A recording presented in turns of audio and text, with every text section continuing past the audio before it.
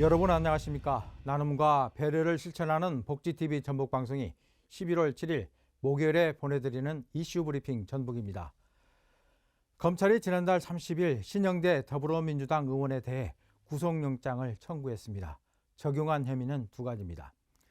하나는 지난 총선 당시 당내 경선 여론조사와 관련해 거짓 응답을 유도한 혐의이고, 또 다른 하나는 1억 원대 뇌물수수 혐의입니다. 검찰은 특히 신 의원 측 인사들이 지지자들로 하여금 여론조사에 성별과 연령을 거짓으로 응답하도록 유도한 정황을 포착하고 이 부분을 구속영장에 적시한 것으로 알려졌습니다. 검찰은 신 의원이 이 같은 사실을 알고도 이를 제지하지 않아 이들과 관련성이 있는 것으로 보고 있습니다. 신영대 의원이 이 같은 사실을 어느 정도 알고 있었는지, 또 얼마나 관여했는지에 수사를 집중하고 있습니다. 검찰은 신영대 의원과 측근들의 조직적 여론조사 조작 행위가 경선 결과에 상당한 영향을 미쳤을 것으로 보고 있습니다. 신영대 의원과 김의겸 전 의원 간 지난 총선 당내 경선은 일반 시민 50%, 권리당원 50%의 ARS 투표 방식으로 진행됐는데 두 후보 간 격차는 1.4%포인트에 불과했습니다. 신 의원은 지난 2020년 군산 시민발전 주식회사 대표 서모 씨로부터 1억 원 상당의 뇌물을 받은 혐의도 함께 받고 있습니다. 서 씨는 1심에서 징역 1년 6개월을 선고받았습니다.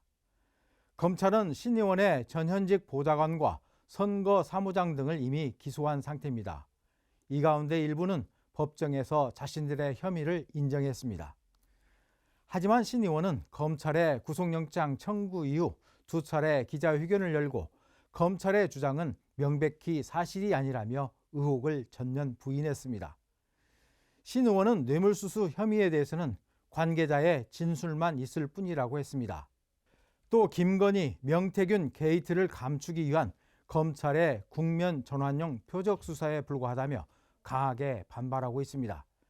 신 의원에 대한 구속 전 피의자 신문이 진행되기 위해서는 국회에 체포 동의안이 가결돼야 합니다.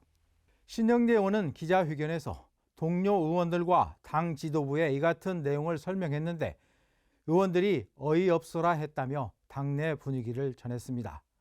다만 체포 동의안 전망을 묻는 질문에는 말을 아꼈습니다. 민주당은 구속영장 청구가 부당한 정치 탄압인지 여부에 대해 검토하겠다는 입장입니다. 현재로서는 김건희 여사와 대통령 공천 개입 의혹 등으로 여야 갈등이 첨예한 상황에서 체포 동의안이 통과되기 어려울 것이라는 전망에 무게가 실리고 있습니다. 다만 체포 동의안 부결 시 국민의힘이 국회를 방탄으로 악용하고 있다며 공세에 나설 수 있는 만큼 민주당의 정치적 부담이 적지 않을 것이라는 해석도 나오고 있습니다. 제21대 국회는 무소속 이상직 전 의원 등 2명의 체포 동의안을 가결한 바 있습니다. 체포 동의안 표결은 안건 상정의 일정을 감안하면 오는 28일쯤 이루어질 것으로 보입니다.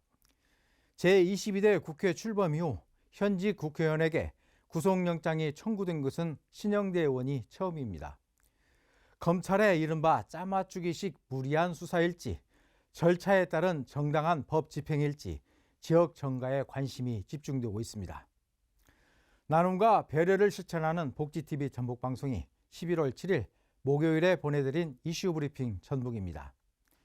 이 방송은 환자중심병원 전주 대자연병원, 물의 새로운 혁명을 이끄는 수소수 생성기 슈퍼바이오 지원으로 제작됐습니다.